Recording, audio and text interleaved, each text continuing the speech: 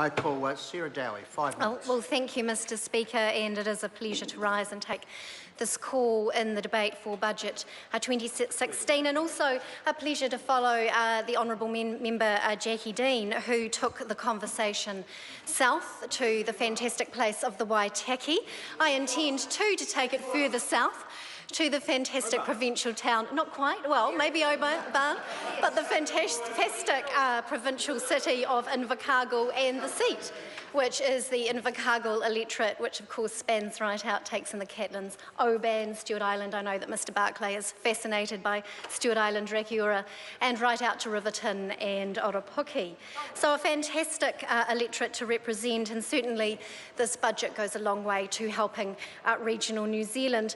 But I do want to join in the accolades to congratulate the Honourable Bill English in delivering his 8th budget for this government, because he has done exceptionally well.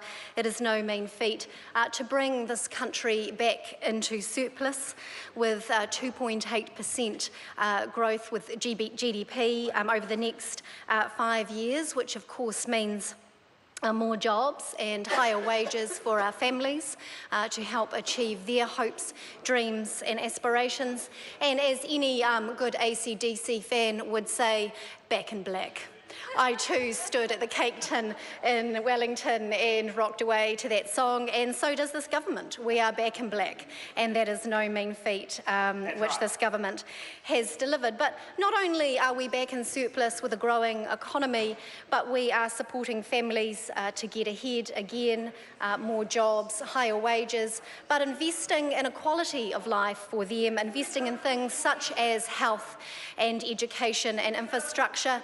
But not only that, we are also supporting our most vulnerable and the people that are most at risk in our society by identifying risk factors very early on with our social investment model, and intervening early on and requiring our services to be wrapped around these people, tailoring these services to their needs, and expecting the deliverers of those services to achieve measurable results. So it's a fantastic budget all round, touching on all of those things. But what an interesting week it was last week with the union, the Green Labour Union.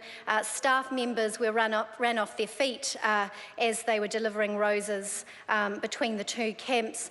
But I think we've moved on from that now, with the bedding in of that union, and now we're looking at the different combinations and permutations of co-leadership.